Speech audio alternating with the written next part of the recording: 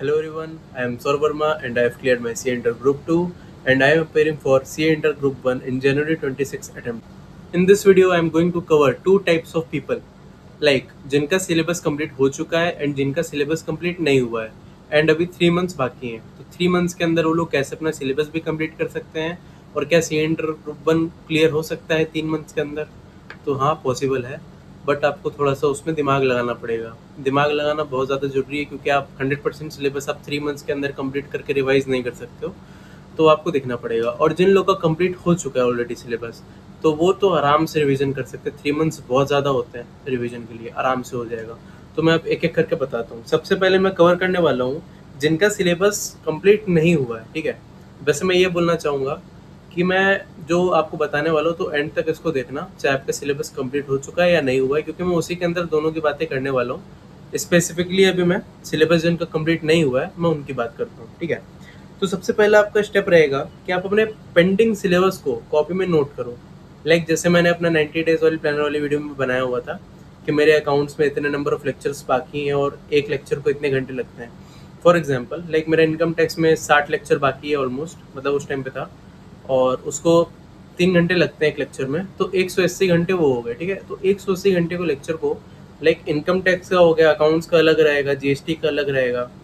तो इस तरह जो है फिर उसको मेरे को बाइफरकेट करना पड़ेगा हर दिन के हिसाब से, कि हर दिन मैं इतने घंटे दूंगा इस सब्जेक्ट में, तभी जाके 60 दिन के अंदर कंप्लीट होने वाला है, ठीक है। अब जैसे हम लोग के पास 3 मंथ्स है, ठीक है, तो स्टेप 2 में बताता हूँ आपको कि आपका ये रहने वाला है कि 3 मंथ्स को पहले तो आप डिवाइड कर लो कि 2 महीने जो है आपके फर्स्ट रीडिंग और फर्स्ट रिवीजन में जाने वाले हैं, और जो आपका थर्ड मंथ रहेगा वो कंप्लीट आप सिर्फ रिविजन्स को एलोकेट करने वाले हो। थर्ड मंथ आपका यानी दिसंबर का जो मंथ है आपका वो रहेगा, ठीक है। और इसके अंदर जो है आपको सबसे पहले अपने मोस्ट इंपॉर्टेंट चैप्टर्स को आइडेंटिफाई करना पड़ेगा, ठीक है। सबसे पहले तो आपने मंथ्स को डिवाइड कर लिया, उसके बाद अपने मोस्ट इंपॉर्टेंट चैप्टर्स को आप आइडेंटिफाई कर लो। मैंने अकाउंट्स पे रिसर्च किया हुआ था तो मैंने ऑलरेडी उसका लिख दिया है। तो अभी बाकी सब्जेक्ट्स के ऊपर मैंने प्रॉपर रिसर्च नहीं की है, मैं तो 100% सिलेबस अभी कर रहा हूँ। तो आप लोग उसके ऊपर रिसर्च कर सकते हैं, मैं ही रिसर्च करके अगली वीडियो उसके ऊपर बना दूंगा, ब्लूप्रिंट दे दूंगा लॉ का और टैक्स का। इसका ब्लूप्रिंट मेरे को बनाना है। अकाउंट्स का मैंने बना लिया था तो मैंने कुछ चैप्टर्स मेंशन कर दिए हैं। अगर आप इन 6 चैप्टर्स को कर लोगे तो आपके मिनिमम 60 नंबर का कवरेज हो जाएगा। हो सकता है इससे ज़्यादा भी हो जाए, और इतना तो मिनिमम रहेगा ही रहेगा, क्योंकि ये पास्ट 5 पेपर का ट्रेंड मैंने देख के इसको बनाया हुआ है। तो इतना भरोसा, इतना ज़्यादा तो ऐसे ही नहीं खेलना चाहिए। थोड़ा बहुत खेल भी देगा तो 60 नंबर का 50 नंबर हो जाएगा, और क्या, उतना तो रहने वाला है, 50 नंबर तो रहेगा ही। और बाकी उसके बाद फिर आपका जो स्टेप नंबर 4 है, आपको क्या करना है कि आपके जो मोस्ट इंपॉर्टेंट चैप्टर्स है सब्जेक्ट वाइज, ठीक है, उनको आप ट्राई करो कि 60 दिन के अंदर कवर कर लो। 60 दिन के अंदर अगर उन सबको आपने कवर कर लिया तो आपका मेजर पोर्शन जो है सिलेबस का वो कवर हो जाएगा। और अगर आपका मेजर पोर्शन कवर हो जाएगा तो फिर हेडेक कम रहेगा। हेडेक कम रहेगा तो उससे फिर आप लोग आराम से अपने जो पेंडिंग सिलेबस है उसको भी कर पाओगे। मेरा ये कहना रहता है आपको कि जैसे अकाउंट्स मैंने 60 नंबर तक का बता दिया। लॉ में अगर मैं ऊपर ऊपर से बोलूँ, जितना मेरे को पता है, LLP अराउंड 10 से 15 नंबर का आता है, और अदर लॉ वाला पार्ट जो 30 नंबर का हो गया, तो 40 से 45 नंबर वहाँ पे भी आपके कंफर्म हो जाएंगे। और साथ साथ आपका टैक्स के अंदर आपका वो मैं आपको डिटेल में बताऊंगा देख के, क्योंकि उसमें चैप्टर्स मिक्सिंग होके आती है, मिक्स होके आती है। आई थिंक उसका ब्लूप्रिंट बनाना भी बहुत ज़्यादा मुश्किल है, क्योंकि चैप्टर कहीं से भी मिक्स होके आते हैं। तो टैक्स में तो मैं नहीं बोलूँगा कि मैं ब्लूप्रिंट देने वाला हूँ, लॉ का मैं बना दूंगा, ठीक है। और उसके बाद फिर मैं आपको बताता हूँ कि आप जो ये 60 दिन है ना, अब मैं बताता हूँ कि आपको पढ़ाई कैसे करनी है, ठीक है। मैंने ओवरऑल आपको बता दिया कि पहले इंपॉर्टेंट चैप्टर आपको करना है। अब बताने वाला हूँ कि 60 दिन में पढ़ाई कैसे करनी है। 60 दिन में आप लोग क्या करना कि जो 60 दिन है ना, उनको 6 स्लॉट में बांट लेना। 10-10 दिन के 6 स्लॉट हो जाएंगे, और जो वो 10 दिन रहेंगे ना, उस 10 दिन में भी 2 बाइफर्केशन करनी है, उसको भी मतलब तोड़ना है। 7 डेज में आप जो है अपनी क्लासेस करने वाले हो, और साथ साथ में मतलब वो आपका रिवीजन प्लस क्लास, मतलब रिवीजन उसमें नहीं होगा। 7 डेज में आपकी मेनली क्लासेस होंगी, न्यू टॉपिक्स आप उठाने वाले हो, और जो 3 डेज रहेंगे उसमें, ठीक है, तो 3 डेज में आप क्लासेस भी करोगे, साथ में रिवीजन भी करोगे जो आपने पिछले 7 दिन के अंदर पढ़ा हुआ है। यानी 10 डेज को 7 डेज और 3 डेज में बाइफरकेट करो, और 7 डेज के अंदर आप क्लासेस करने वाले हो, न्यू टॉपिक्स पढ़ने वाले हो, और जो 3 डेज रहेंगे वो अपने जो पुराने 7 डेज में जो आपने पढ़ा है उसका आप रिविजन भी करोगे, और साथ साथ नया चीज़ भी पढ़ने वाले हो, ठीक है। तो इस तरह आपका ब्रेक, मतलब फ्लो जो है ब्रेक नहीं होने वाला है, क्योंकि आप कंटिन्यूसली न्यू चीज़ें भी लर्न करते रहोगे और साथ साथ रिविजन भी करते रहोगे। तो 60 दिन के अंदर आपको इस तरीके से बनाना है कि आपका फर्स्ट रीडिंग और फर्स्ट रिविजन भी हो जाए, ताकि जो थर्ड मंथ बचेगा आपका दिसंबर वाला, उसके अंदर आप लोग आराम से अपना सिर्फ रिविजन करो, ठीक है। अब बात करते हैं कि आपको कितने घंटे देने पड़ेंगे। तो ये पर्सन टू पर्सन डिपेंड करता है।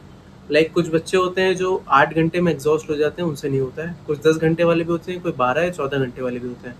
मैंने जो है स्टार्टिंग में जो टाइम टेबल बनाया था, तो मैंने 9 आवर्स के हिसाब से बनाया था, बट मेरे को 9 आवर्स कम पड़ रहे थे, तो ऑटोमेटिकली मेरी स्टडी पीरियड जो अभी करंटली चल रही है 90 डेज प्लानर के हिसाब से, वो चल रही है 12 आवर्स पर डे, ठीक है। तो मैं आपको बोलूँगा अगर 90 डेज में कवर करना है तो 12 घंटे तो मिनिमम आपको देने पड़ेंगे।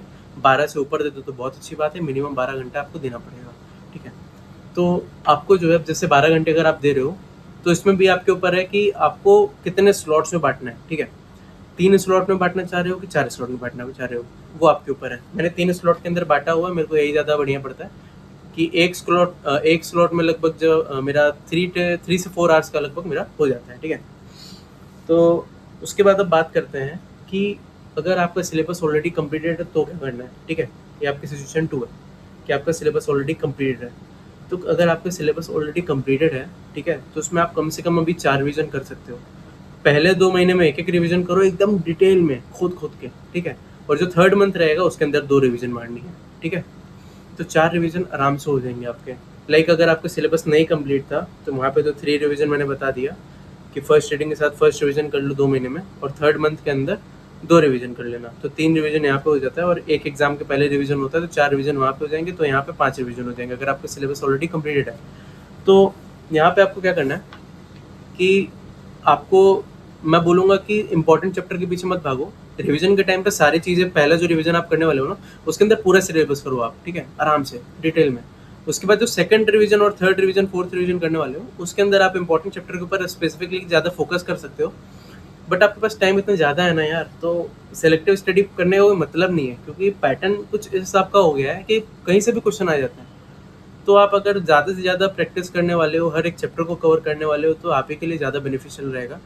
लाइक मेरे कॉस्टिंग में 76 मार्क्स आए थे, तो मैंने उसके अंदर जो है पूरा 100% कवरेज की थी। कुछ चैप्टर लाइक जैसे मार्जिनल कॉस्टिंग हो गया, स्टैंडर्ड हो गया, तो स्टैंडर्ड में मेरे को दिक्कत आ रही थी वो फिक्स्ड ओवरहेड वाले पार्ट में, तो उसको मैंने स्किप किया हुआ था क्योंकि यार मेरे को समझ नहीं आ रहा था उतने अच्छे से, और वही मेरे एग्ज़ाम में आ गया।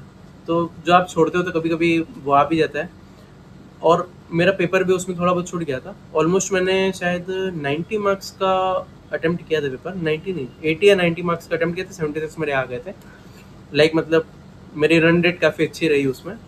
तो ये बोलूँगा कि चैप्टर्स को स्किप मत करना। अगर आपको ऑलरेडी सिलेबस कंप्लीट है तो फुल सिलेबस को करो, अच्छे से रिवाइज करो, सेलेक्टिव स्टडी पे मत जाओ, ठीक है। और बाकी मैं और भी इस तरह की वीडियोस बनाते रहता हूँ, और मैं कुछ गाइड करना रहेगा तो मैं अलग से वीडियो डाल दूंगा। तब तक के लिए आप लोग अपना प्लान बना के स्टार्ट करो। All the best.